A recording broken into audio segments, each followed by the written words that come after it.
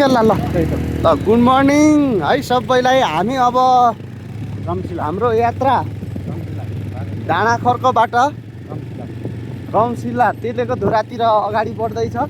हाम्रो अहिले गन्तव्य चाहिँ तेलेको धुरा रौसिल्लासम्म जाँदैछौँ। हाम्रो टोलीमा अगाडि त देख्न सक्नुहुन्छ अगाडिपट्टि साथीहरू हुनुहुन्छ। अहिले हाम्रो अब बिस्तारै बिस्तारै यो शुभ बिहानीमा अहिले लेकतिर गइरहेका छौँ। एकदम प्रकृति एकदम नेचर एकदम भरिपूर्ण एकदम राम्रो सुन्दर लाली गुराँस फुलिरहेको अवस्था। यो हो हाम्रो सडक, घुम्ती चिर्किरे सडक। घुम्तीदेखि यो डडेलधुरा जोड्ने सडक एकदम सर्ट बाटो हो। यो बाटोबाट हामी अगाडि बढिराखेका छौँ र यो बाटो रोड देख्नुहुन्छ तपाईँहरूले।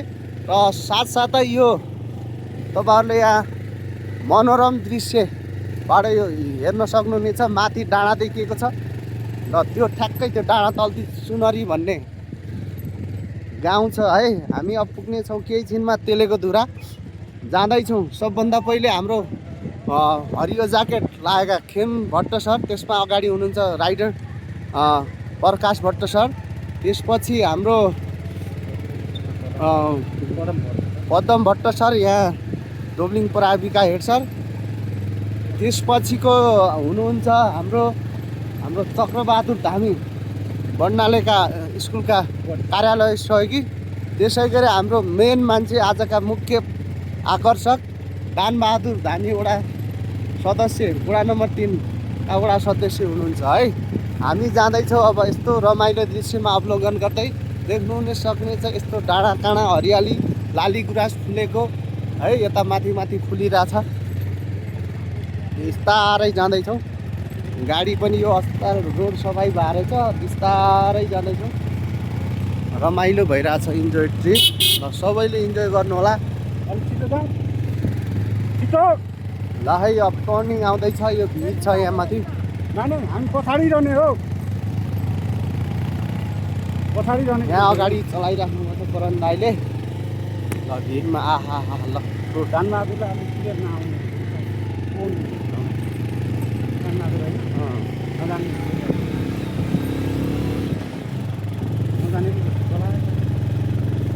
ल ल ल ल हामी अब यही गइरहेछौँ माथि तेलेको धुरा रौसिल्ला।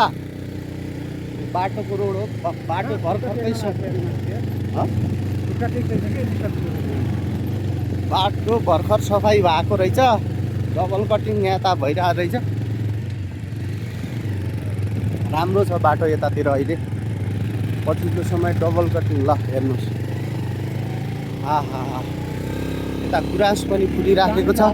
सडक हाम्रो आदिताल गाउँपालिकालाई धेरैभन्दा धेरै धन्यवाद। आदिताल गाउँपालिकालाई आदिताल गाउँपालिकालाई धेरैभन्दा धेरै धन्यवाद। ल यहाँ देख्नुहुन्छ पुरानो घर पनि छ। यहाँ पुरानो घर धेरै पहिलेको। यहाँ धर्मशाला नजिक हामी पुग्दैछौँ। यहाँ गुराँस फुलेको ढकमक्क। आहा ल हेर्नु त कस्तो छ रमाइलो नेचर।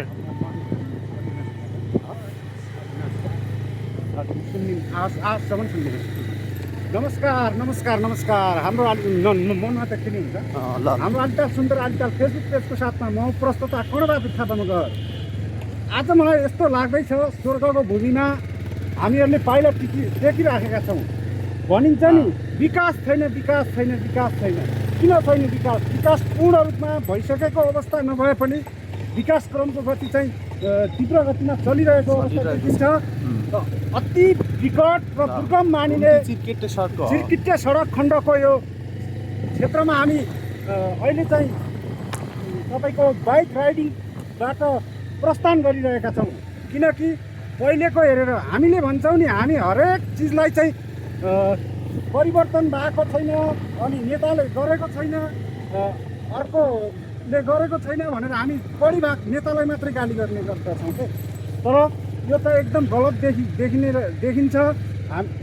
किनकि हामी योभन्दा अगाडिका सरकारसँग रिलेटेड हुँदा कुनै पनि यस्ता खालका विकासका सम्भावनाहरू मैले देखेको थिएन।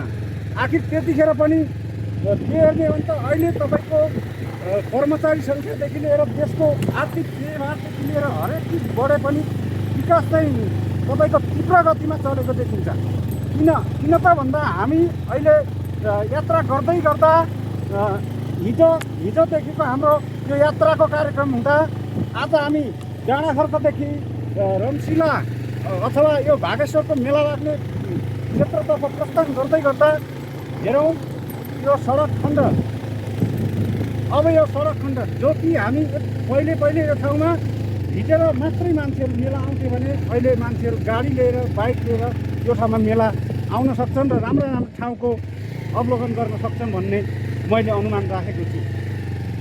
हुन्छ विकास अब एकैचोटि स्विजरल्यान्ड बनाउँछु, एकैचोटि अमेरिका बनाउँछु भन्न कहाँ सम्भव छ र? कुनै पनि चिज क्रमिक रूपबाट विकास हुन्छ भन्ने कुरा हामीले जान्नुपर्दछ। अब अहिले जब हाम्रो स्थानीय सरकार, प्रदेश सरकार, सङ्घ सरकार भइसके पश्चात स्थानीय स्तरका समस्याहरूलाई प्रत्यक्ष रूपबाट उहाँहरूले हेर्न पाइसके पछाडि अहिले विकासको गति तीव्र बढेको देखिन्छ। यसमा मेरो तर्फबाट र हाम्रो क्रिएटरतर्फ नरबहादुर थापाको तर्फबाट पनि सबैलाई धेरैभन्दा धेरै धन्यवाद। अब हामीले माग्नुपर्ने के रह्यो त भन्दाखेरि एउटा रङ्गुन खोलाको नदीमा पुल, घुम्तीदेखि 3 र 8 जोड्ने रङ्गुन खोलाको पुल प्लस आलिताललाई चाहिँ पर्यटकीय सुन्दर स्थल बनाउनु पर्ने र घुम्तीदेखि चिर्किटे सडक हुँदै डडेलधुरासम्मको सडक मार्गको विस्तार उन्नति हुनुपर्छ भन्ने जोडदार माग गर्दछौँ। र तेस्रो कुरोको अवस्थामा हेर्दाखेरि यो क्षेत्रलाई चाहिँ पर्यटकीय गन्तव्य स्थलको रूपमा स्थापित गराउनका निमित्त सबैले ध्यान दिनुहुनेछ भन्ने पूर्ण अपेक्षाका साथ आशा व्यक्त गर्दछु। र हुन्छ पनि मलाई लाग्छ यो 100% हुन्छ, उहाँहरूले गर्नुहुन्छ। त्यो कारणले गर्दाखेरि हामीहरू आशामा छौँ। अब यो प्राकृतिक सौन्दर्यता हेर्ने हो भने गुलास फुलिराखेको छ। अब चैत वैशाखको महिना हेर्ने हो भने तपाईँको यो क्षेत्रमा काफल पाक्छ अनि तपाईँको धेरै प्रकारका जङ्गली जनावरहरू देख्न पाइन्छ। यो कारणले गर्दाखेरि हामीले विकास एकैचोटि हुन्छ भन्ने कुरा चाहिँ मन र मस्तिष्कबाट हटाइदिउँ। विकास क्रमिक हुन्छ भन्ने कुरालाई बुझौँ। अब यसमा चाहिँ हामीले कम्तीमा केही नभए पनि एउटा बससम्म जान सक्ने सडक बनाउनु सरकार समक्ष जोडदार माग गर्दछौँ भन्ने पनि अपेक्षा राख्दछु। अब चाहिँ ल अब हामी ठ्याक्कै अब हाम्रो पर्यटकीय स्थल यता धुरातिर हामी पुगिरहेका छौँ। यहाँ धुरा मन्दिरमा पूजा आजा पनि हुन्छ। मेरो कट गरेर पछि गएर हामी काट